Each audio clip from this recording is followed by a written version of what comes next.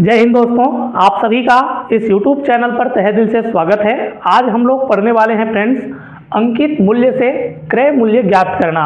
ये क्या है, हमारा बट्टा वाला जो टॉपिक है, छूट वाला डिस्काउंट वाला जो हमारा टॉपिक है, उसका तीसरा टाइप है। इसका दो टाइप हमने ऑलरेडी पढ़ लिए हैं फ्रेंड्स, ठीक है। ये हमारा तीसरा टाइप है और इस टाइप में हम लोग क्या करेंगे, अंकित मूल्य से क्रय मूल्य को ज्ञात करना सीखेंगे, ठीक है। किस प्रकार से यहाँ से प्रश्न पूछा जाता है और उस प्रश्नों को कैसे हल किया जाता है, इसको आज हम लोग जानने वाले हैं। एक प्रश्न मैं यहाँ पर लिख लिया हूँ फ्रेंड्स।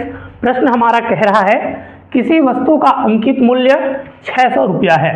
किसी वस्तु का अंकित मूल्य कितना दे रखा है फ्रेंड्स, तो अंकित मूल्य दे रखा है 600 रुपया और विक्रेता 20% का छूट देता है। कितने प्रतिशत का छूट देता है? 20% का बट्टा देने के बाद भी 20% का लाभ लेता है, ठीक है। 20% का छूट दे रहा है, उसके बावजूद भी क्या कर रहा है, 20% का लाभ कमा रहा है। वस्तु का क्रय मूल्य क्या ज्ञात कीजिए। वस्तु का क्रय मूल्य हमें क्या करना है फ्रेंड्स, तो ज्ञात करना है। देखिए इस प्रकार के प्रश्न को कैसे हल करते हैं। सबसे पहले आपको हल कर लेना है, और जब भी हमें अंकित मूल्य से क्रय मूल्य ज्ञात करना होता है फ्रेंड्स, तो इसके लिए एक सूत्र है।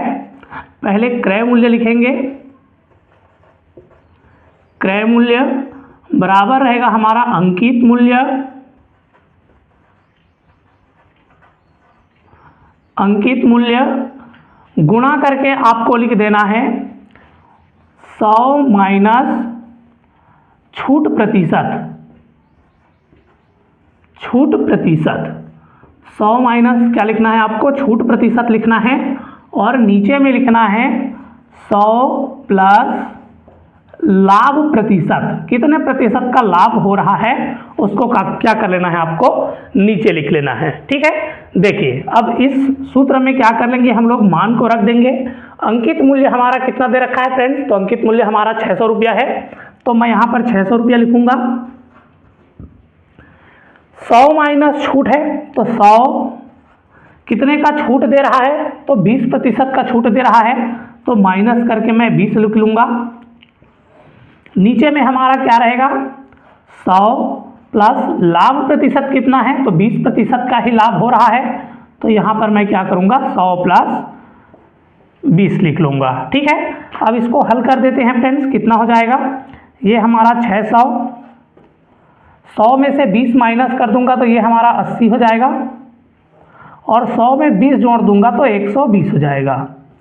अब इसको हल कर देना है फ्रेंड्स, उसके बाद क्या है, आपका क्रय मूल्य निकल करके आ जाएगा।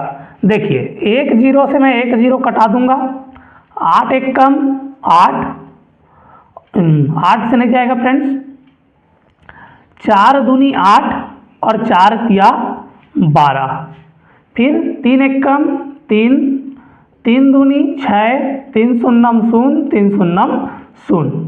तो देखिए क्या बच रहा है हमारा, यहाँ पर 200 और गुणा करके यहाँ पर हमारा 2 है। जब इसको हम लोग गुणा कर देंगे, मल्टीप्लाई कर देंगे, तो कितना आ जाएगा हमारा, 400 रुपया निकल करके आ जाएगा।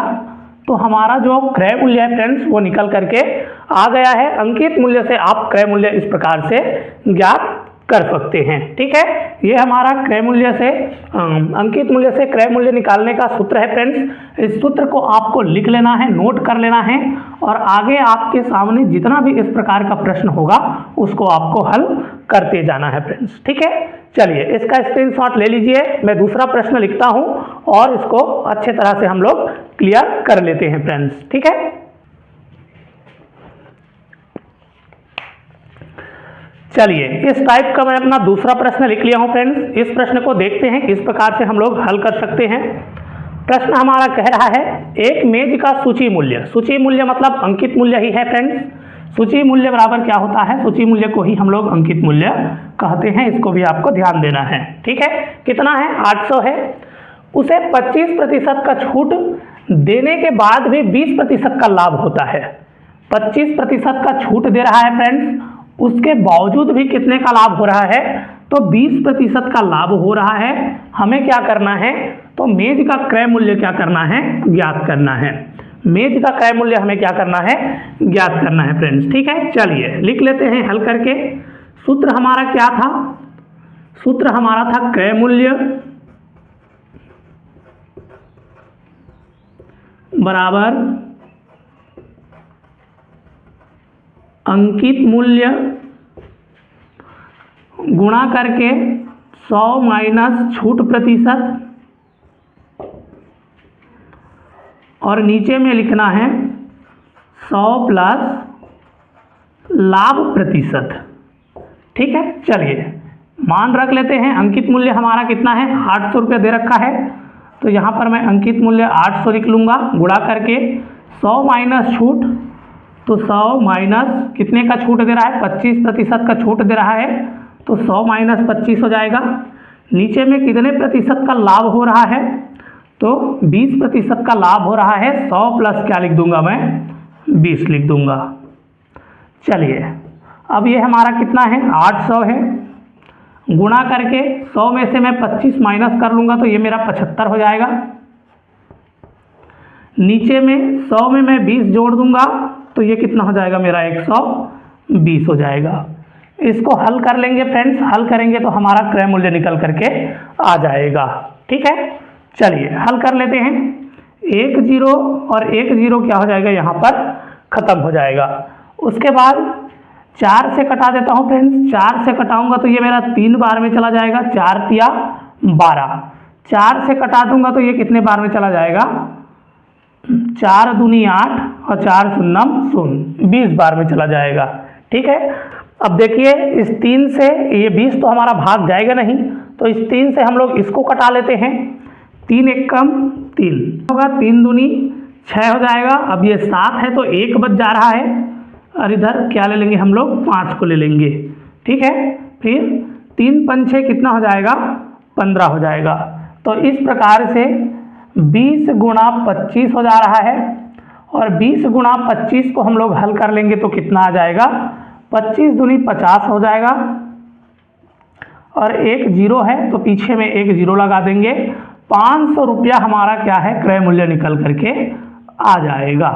ठीक है, 500 क्या निकल करके आ जाएगा, हमारा क्रय मूल्य निकल करके आ जाएगा फ्रेंड्स।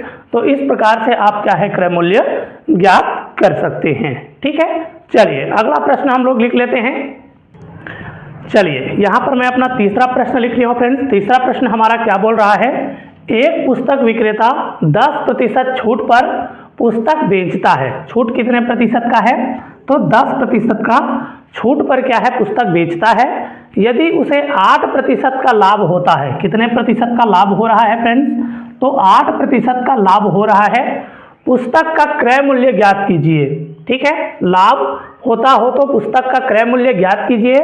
यदि अंकित मूल्य कितना दे रखा है, अंकित मूल्य 120 हो। ठीक है, चलिए सेम तरह से हमें हल कर देना है। सबसे पहले हल लिखेंगे, क्रय मूल्य बराबर क्या होता है,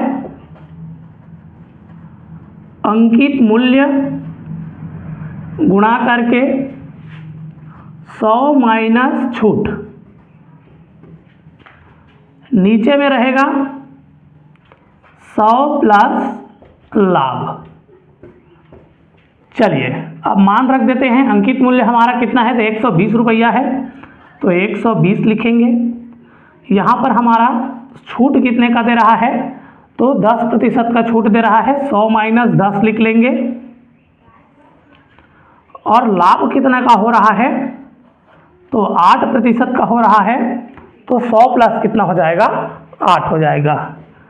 चलिए देखिए 120 गुणा 100 में से 10 माइनस कर लेंगे तो कितना हो जाएगा, 90 हो जाएगा। और 100 में 8 जोड़ देंगे तो कितना हो जाएगा, 108 हो जाएगा। 108 हो जाएगा फ्रेंड्स। ठीक है, अब चलिए इसको हल कर लेते हैं फ्रेंड्स। 9 का पहाड़ा में मैं पहले कटा लेता हूँ।